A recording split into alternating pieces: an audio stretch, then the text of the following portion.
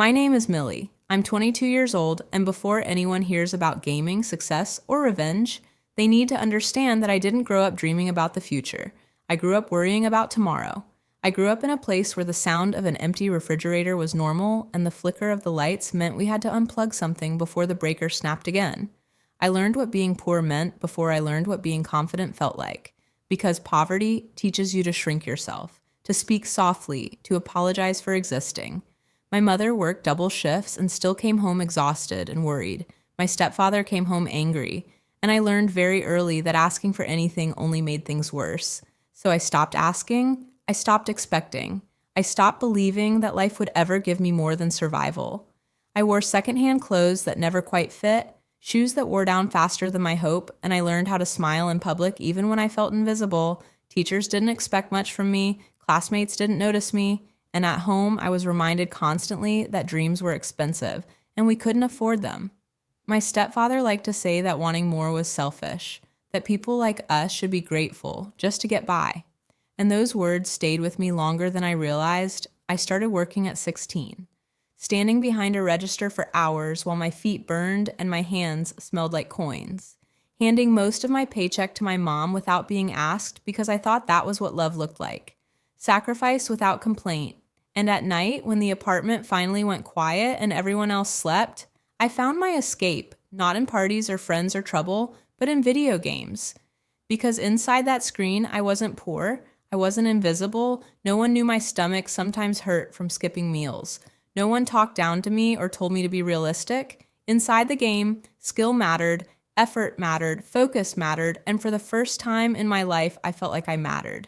But the moment I mentioned gaming out loud, the laughter came. People said it was childish, unrealistic, embarrassing, especially for a girl. They told me girls don't last, that gaming isn't a real future, that I should focus on something stable, something safe, something small. And every time they said that word realistic, it felt like a door closing a little more. By the time I turned 22, I was already tired in a way sleep doesn't fix, emotionally worn down from being strong for everyone else, while quietly wondering if life had already decided who I was allowed to be. I streamed quietly from a cheap setup. No fancy mic, no lights, just my voice and my gameplay. Some nights no one watched, but I still talked because silence hurt more than rejection. I talked about being poor, about being tired, about how scary it is to feel like you're running out of time while everyone else your age is dreaming. And even though no one clapped for me yet, even though no one believed in me yet, something inside me refused to die. Because when you grow up with nothing, hope becomes rebellion. And without knowing it, this was the moment my story began to change. As I grew older, the world around me grew louder and harsher, and the comments that used to sound like jokes slowly turned into judgments. People didn't just doubt my dreams anymore, they doubted my worth. Coworkers at the store would ask what I wanted to do with my life, and when I mentioned gaming, they would laugh and say it was cute but pointless. Relatives would shake their heads and tell my mom that I needed guidance, that girls like me don't make it anywhere unless someone pushes them in the right direction. And every word like that added another crack inside me, because when you're already poor, being told you're also wasting your time feels like being punished for even trying.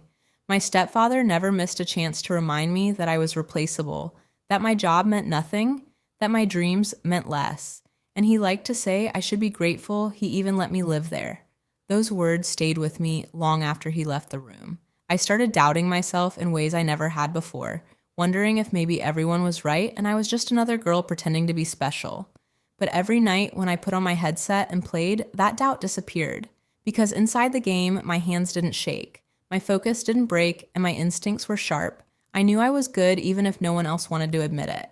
I began streaming more seriously, talking to myself when no one was watching, sharing pieces of my life I never said out loud before, talking about being tired, about being scared of ending up stuck forever, about feeling like life had already drawn limits around me. And then there was Ethan, the one person who claimed to support me at first. He liked me because I was quiet and low maintenance, because I didn't ask for expensive dates or big gestures.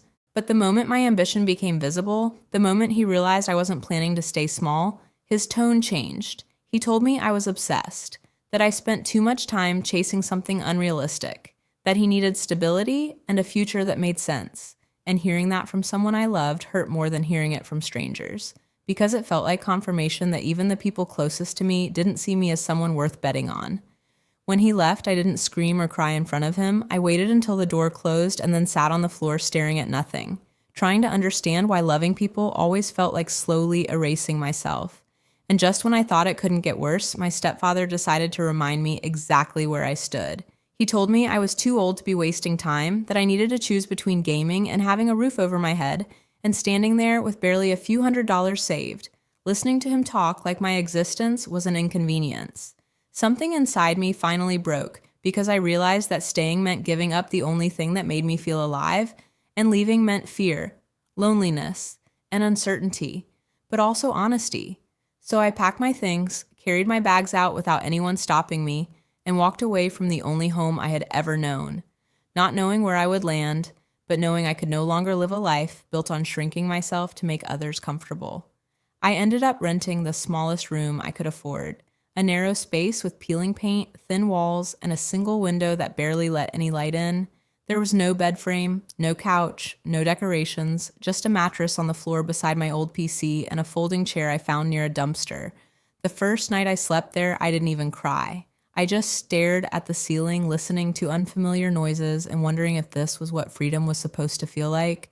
Fear sat heavy in my chest every morning when I woke up and checked my bank balance, counting days instead of dollars. Some weeks I lived on instant noodles and peanut butter, skipping meals without thinking about it because hunger had been normal my whole life. But what hurt more than the hunger was the silence. No one checking on me, no one asking if I was okay, no one caring whether I made it or not. And yet in that silence, something unexpected happened. I stopped pretending. I stopped trying to impress anyone. I stopped explaining myself. And every night I streamed, not because I thought success was guaranteed, but because it was the only thing that still felt honest. I streamed when my voice was tired, when my hands shook, when my heart felt heavy. And slowly, without me even noticing at first, people started to show up, not a crowd. Just a few names in the chat. But they stayed. They listened. They talked back. They told me my story sounded like theirs, that they felt seen when I spoke, that my honesty mattered more than perfect gameplay, and those words carried me through nights when I thought about quitting. Nights when fear whispered that everyone else had been right, that I was alone and foolish for believing in myself. Then, one night after a long stream, I checked my email and saw a message that didn't feel real at first. It was from an esports organization saying they had been watching me for months, watching how I played, how I spoke, how I connected with people, and they wanted to talk. My hands shook so badly I had to read the email 3 times, afraid it would disappear if I blinked. When the contract finally arrived, I sat on the floor, holding my laptop, and cried until my chest hurt.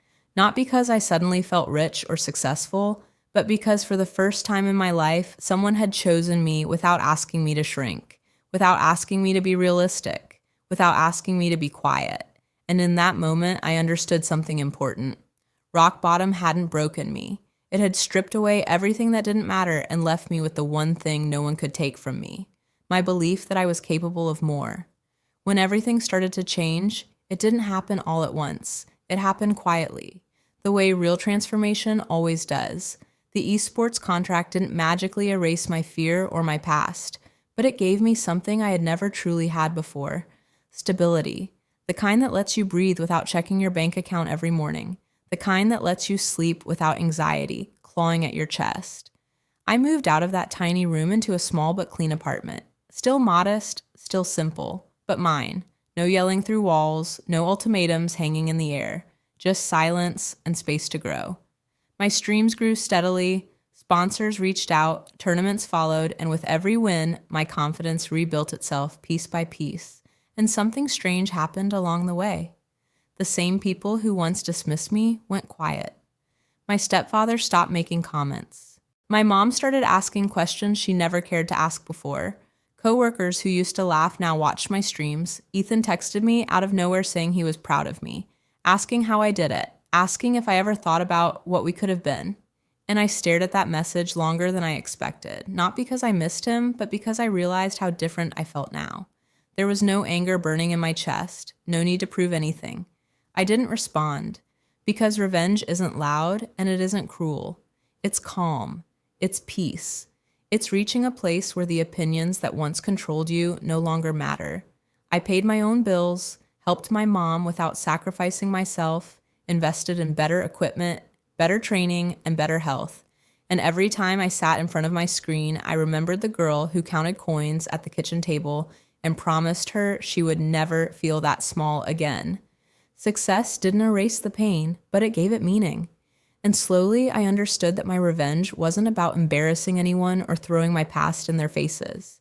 It was about becoming so grounded in who I was that the people who once underestimated me didn't get access to me anymore. They watched from a distance while I lived a life I built with my own hands, and that distance felt like freedom.